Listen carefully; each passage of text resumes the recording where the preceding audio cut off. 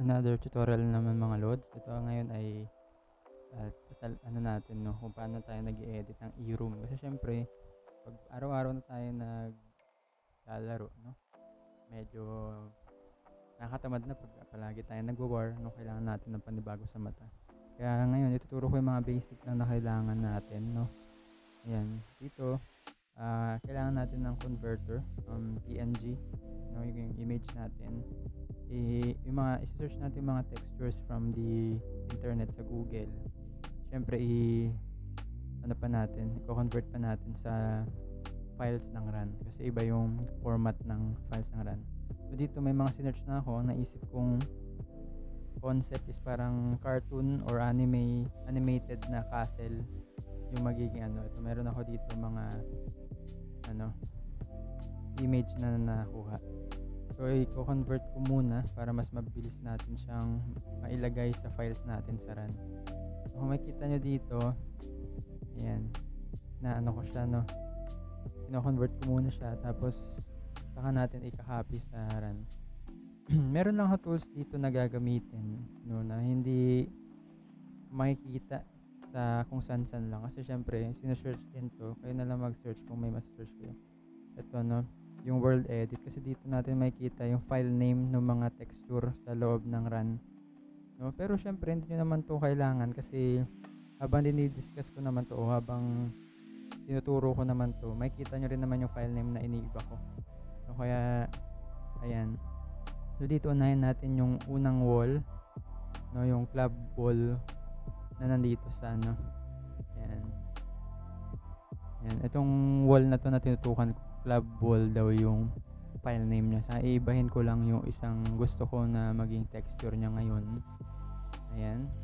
So, ayan, i-rename ko lang. Kung makikita nyo yun nandun sa black e-room na folder, yan lang yung ano, binase ko lang yung mga file name kasi nagawa ko naman na dati yan. Nag-edit na rin naman ako. Kaya hindi na ako pindot ng pindot dun sa world editor natin. No? So, titingnan ko muna dun, no? Saka ako i-check dito sa emulator ko kung napapalitan ba yung texture, no? And kinopya ko yung unang texture na pinalitan ko dito. Tapos tingnan natin, no, yung texture niya dito sa world edit. Bakit ako gumamit ng world edit, mga boss? Kasi dito kasi pag nag-texture kasi tayo, nag-edit tayo sa RAN mismo, sa client mismo ng RAN, kailangan natin mag-reclient palagi kapag nagka-copy paste tayo ng mga texture. Dito sa kasi, kung makikita nyo naman, naglo-load lang ako ng map, no? Tapos hindi na ako hindi na ako nagre-reclient. Mas kasi ng reclient, mas matagal. No, kaya dito, yan, ko na lang, nilo-load ko na lang yung mapa. Ito, babaguhin ko lang yan. So po, ano lang naman to, basically papalitan mo lang yung mga file name nung mga dinownload mo na mga texture file, tapos ipapalit mo yung file name nung existing, no, na texture dito sa RAN. Yun, kung pwede nyong i-screenshot yung mga file name na ginagawa ko, meron dun sa dun sa folder. Hindi naman kailangan to talaga yung world edit. Hindi siya necessary. Kumbaga parang mas madali lang siya kung meron ka. Pero syempre, since tinuturo ko naman na, masusundan naman siguro ninyo, no, yung kung paano kayo nag-edit. And so, ganun lang gagawin nyo dito. Kung ano yung mga dinownload mo, ang kailangan mo lang gawin is i-convert sa DDS file, no? Kung PNG or JPEG yung na-download mo, kailangan mo pang convert sa DDS file, no? Maglalagay ako sa description kung ano yung website na ginagamit ko para mag-convert sa DDS file. Saka take note pala mga loads, no, yung mga kailangan nating mga texture dito, dapat hindi siya HD, no? Palitan nyo yung resolution. Sa Paint naman, mamaya makikita nyo dito, pwedeng mag-resize ng resolution or ng size ng image. Kasi pag mas mataas yung image file, mas mataas yung size, no, mas malaking size, mas mataas yung image file. Ang tendency niyan, maglalag yung RAM, no? Nasubukan ko na yan dati, matagal akong pumasok sa e-room. Pag nag-spacebar ako dun sa entrance, matagal pa, mga 1 minuto kasi nga mataas yung yung texture file, no? Kaya dapat i-resize nyo siya ng 256 by 256 pixels dun sa mga tiles. Tapos dito sa circle na nasa gitna, 512 by 512 pixels siya. No, dapat nandun lang nagre-range yung pixels nyo.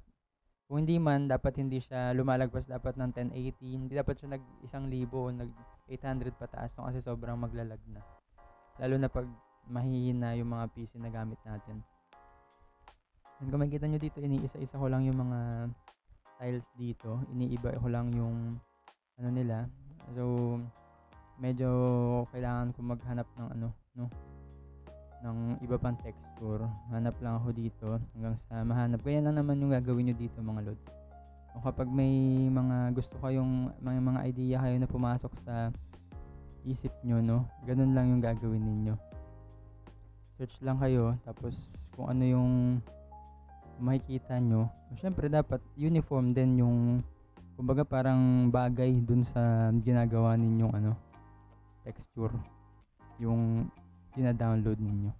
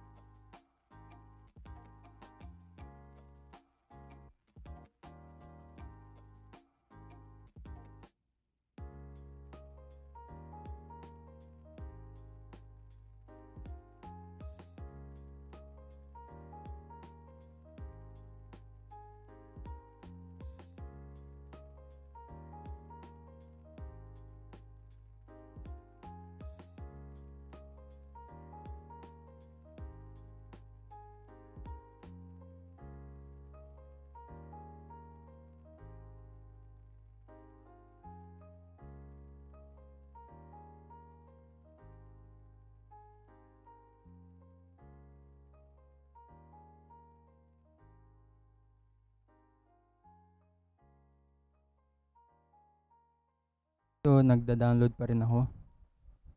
Nagda-download pa rin ako dito ng mga texture, no? Kasi para mas maganda yung kalabasan ng ano natin. Ngayon lang gagawin nyo, hanap lang kayo, no? Pero make sure, kasi ang concept kasi o yung idea kasi, yung mga pader saka yung mga flooring ng mga run maps, ano lang yan mga image lang yan lahat, no? Naka-tiles lang. Kumbaga parang kada square dapat meron kang ilalagay na image, no, ipapalit. Kung makikita niyo yung mga maps natin, isang image lang yan. Ginawa lang pare-parehas yung buong floors, no? So hahanap lang kayo na bagay dito, mababagay dun sa concept na iniisip nyo. Ayan, so makikita nyo dito, nagpa-finalize na lang ako. Ang hinahanap ko ngayon dito is yung sa circle, yung sa gitnang circle. So, feeling ko since parang castle yung yung concept ng ginagawa ko. So, mas maganda siguro na stained glass yung ano. Ayan, so may nakita ako dito, sakto bilog siya. Tapos nasa square siya. Ang gagawin na lang natin dito kasi halata naman na HD siya. So, pwede natin siyang i-resize sa Paint or sa Photoshop kung saan nyo gusto. Pero sa akin dito, i-resize ko siya sa Paint kasi mas madali. So, kakrap ko muna siya. I-kakrap ko muna siya. Ayan. So, kayo gagawa kung paano. Siyempre, gusto natin pantay siya sa gitna kasi ito yung pinaka-gitna. So, pag hindi gitna siya, ayan. So, makikita nyo dito, niresize ko lang siya ng 512 by 512. Pero, pangit. Kaya, since hindi naman siya masyadong malayo dun sa 512 na standard natin, okay na rin naman siguro na ika-crop ko na lang siya, hindi ko na siya i-resize. So, parang 600 lang naman yung pixels nito, 600 plus. So, hindi siya masyadong malayo. So, pwede nating ayun na lang yung gawin. So, hirapan ako dito kung paano ko siya igigit na. Ito siya, ginagawa natin.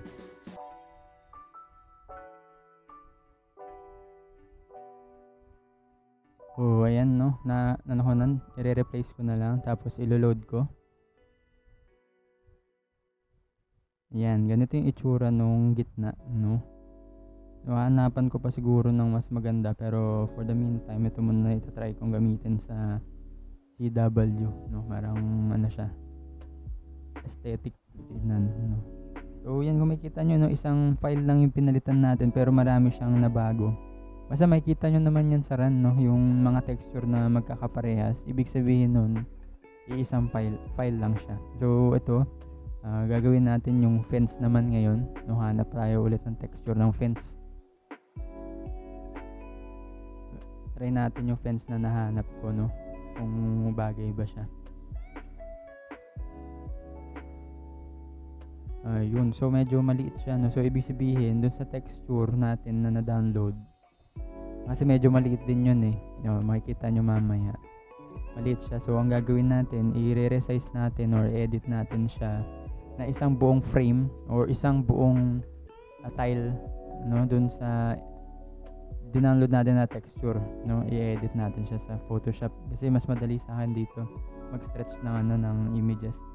And kasi kung makikita nyo, ganito lang siya, maliit lang siya. So, ang gagawin natin, i-resize natin siya na masasakop niya yung buo, no? Yung masasakop niya yung buong square. So, ganito yung gagawin ko. Edit nyo lang. Pag yung mga ganun, yung mga adjustments na yun, no? Kayo na bahala kung paano nyo gagawin, no?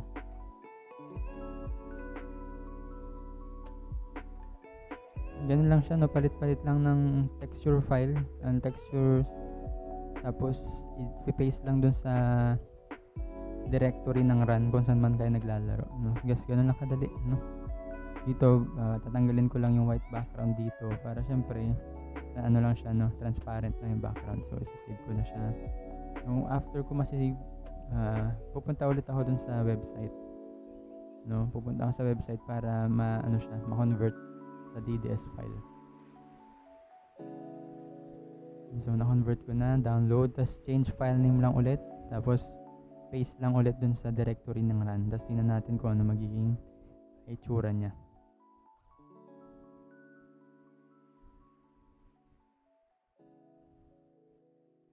Ayan, so paste ko lang siya dito. Tapos, i-reload natin. Tingnan natin kung ano magiging itsura niya. Ayun, so mas okay na siya, no, compared sa kanina. So, ganyan yung naging itsura niya. So, siguro okay na yan. Let's proceed na tayo. Check natin kung meron pang pwedeng baguhin. Ayan, so far parang goods naman, no? Yung mga camera, okay na yan. Kahit ganyan, kahit hindi siya, no? Yung maliliit lang naman na details, hindi naman siya pinapansin, no? Ayan, so siguro goods naman na to. And ganyan lang naman yung gagawin, no? Hindi mo kailangan tong tool na ginagamit ko na to. Basta makita mo lang kung ano yung mga file name ng mga textures na galing sa eRoom, no? May edit mo yan kahit wala kang ganyan. So, ang mahalaga lang dyan yung converter, no? Yung converter, i-drop ko yan sa sa description para dun makita nyo. So, chinecheck ko lang kung sakto lang ba yung bilang. And so, sakto lang siya. So, yan. So, dito ko siya itatry, no? Sa run PH the beginning. So, kung makikita nyo, hindi pa siya edited dito. Kaya, ang gagawin ko, pipaste ko siya dyan sa sa directory ng run. No? So, ang gagawin ko lang, hanapin ko lang yung directory ng run. So, close ko lang lahat ng mga to. And, copyahin ko yan. Tignan natin.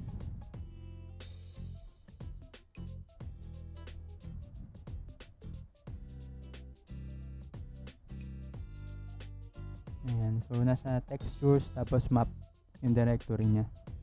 Copy lang natin dyan. So, ang gagawin lang natin, i-login lang. No, kapag once na nandyan na yan, ilalagin mo lang, no, yung run mo. Tapos, na yan, goods na yan.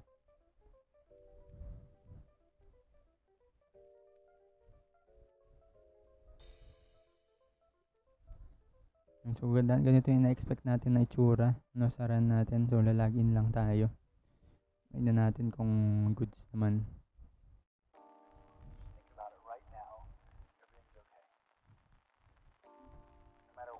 Kanina, no, nakita nyo naman wala pa siyang texture. So, ito na yung finished product. Yan. So, ayun na yung itsura niya sa So, natutuwa ako dito kasi parang mukhang malinaw, siya, no? Maliwanag tignan, makikita, madaling makita yung mga kalaban. So, ganun lang mga lods, no? Pag-isipan nyo lang yung concept. And kung makikita nyo dito, pinapractice ko kung mabagal ba yung pagpasok ko. So, parang saktuhan lang naman. Tama lang yung pagpasok. Yan. So, ganito na yung finished product niya, no? So, kung kayo kukuha kayo ng concept, kayo na bahala dyan mga lods. No? Tapos, ganun lang gagawin nyo. Ang mahalaga lang dyan yung converter saka yung textures.